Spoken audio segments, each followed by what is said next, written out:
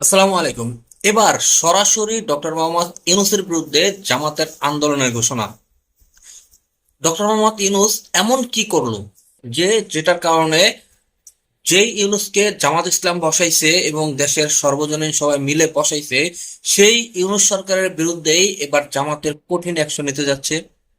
কি এমন করলো? তো আপনারা জানেন যে আজকে 5ই আগস্ট জুলাই ঘোষণাপত্র ঘোষণা পাঠ পাঠ করছে ডক্টর মোহাম্মদ ইউনূস। সেইটাকে কেন্দ্র করে এবং সেই সাথে আগামী নির্বাচনের কিন্তু তারিখও ঘোষণা করছে ডক্টর মোহাম্মদ ইউনূস। তো আগামী নির্বাচন ফেব্রুয়ারি মাসের ভিতরে দেওয়ার জন্য নির্বাচন কমিশনকে চিঠি পাঠাবে, এরকমটাই কিন্তু সেই ঘোষণাপত্রে এবং সেখানে ঘোষণা দিয়েছে। তো সেটাকে কেন্দ্র করে এবার জামাত ইসলাম তেলে বেগুনে ফুলে উঠছে। আপনারা জানেন যে জামাত ইসলামের বেশ কিছু দাবি আছে, সেই দাবি দাবা নিয়ে কিন্তু জামাত ইসলাম একের পর এক তারা বৈঠকে বসতেছে। শুধু জামাত ইসলাম না, বাংলাদেশের সকল ইসলামিক দলগুলা, চরমোনাই বলেন, খেলাফত মজলিস বলেন, সবাই মোটামুটি ঐক্যবদ্ধ হয়ে বেশ কিছু দাবি দেওয়া উঠেছে, সংস্কার করে নির্বাচন করবে। কিন্তু সেই দাবি দেওয়া তোয়াক্কা না করে, সেই দাবি দেওয়া পাত্তা না দিয়ে ডক্টর মোহাম্মদ ইউনূস কোনো একটা শক্তির কাছে হেরে গিয়ে তিনি নির্বাচনের ঘোষণা দিয়ে দিছে। তো এটাকে কেন্দ্র করে কিন্তু জামাত ইসলাম পুরাই ক্ষেপে গেছে।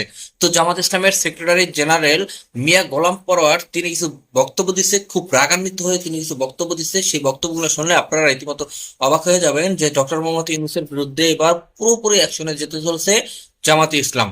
তো সেই ভিডিওটা আপনাদেরকে দেখাবো, এবং তার আগে আপনাদের কাছে ছোট্ট একটি রিকোয়েস্ট, অবশ্যই আমার চ্যানেলটি সাবস্ক্রাইব করে আমার সাথেই থাকবেন। তো চলুন আমরা বেশি কথা না বাড়িয়ে আমরা ছোট্ট একটা ভিডিও ক্লিপ দেখে আসি।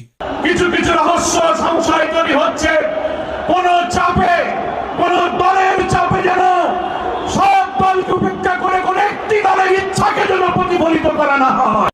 তো আপনারা এখানে ভিডিও ক্লিপটা দেখতে পাচ্ছেন। তো এখানে যে ভিডিও ক্লিপটা দেখলেন সেটাতে কিন্তু মিয়া গোলাপ পরোয়ার খুবই রাগান্বিত আছে, যে তিনি কিন্তু এরকম ইঙ্গিত করে বলতেছে যে আপনি অন্য একটা দলের আহ আহ, দলের হয়ে আপনি কাজ করতেছেন, বা আপনি অন্য একটা দলের সুবিধার জন্য আপনি গোটা একটা জাতির বিরুদ্ধে চলে গেছেন। তার কথাগুলো কিন্তু এভাবেই ছিল। তো এখানে কিন্তু তিনি খুবই রাগান্বিত আছেন। এখন দেখার বিষয় হচ্ছে যে ডক্টর মোহাম্মদ ইউনূস তিনি কি তার এই সিদ্ধান্ত থেকে পিছপা হবেন, নাকি এই সিদ্ধান্ত অটল থাকবেন। যদি তিনি এই সিদ্ধান্ত অটল থাকেন, তাহলে সেই ক্ষেত্রে কিন্তু জামাত ইসলাম আরো তীব্র থেকে তীব্র হয়ে যাবে, এবং সেটা সামলানোর মতো ডক্টর মোহাম্মদ ইউনূসের ক্ষমতা আছে কিনা সেটাও একটা বিষয়।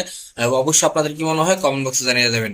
তো আপনাদের কি মনে হয় যে ডক্টর মোহাম্মদ ইউনূস এই মুহূর্তে যে সিদ্ধান্তটা নিয়েছে এটা কি দেশের জন্য ভালো বয়ে আনবে, নাকি দেশের সংকট আরো তীব্রভাবে আরো গভীর দিকে নিয়ে যাইতেছে? তো অবশ্যই আপনাদের মূল্যবান মতামত কমেন্ট বক্সে জানিয়ে দেবেন। আজকের মতো ভিডিওটা এখানে শেষ করছি, দেখা হবে পরবর্তী অন্য কোনো ভিডিওতে। সেই পর্যন্ত ভালো থাকবেন, সুস্থ থাকবেন। আল্লাহ হাফেজ।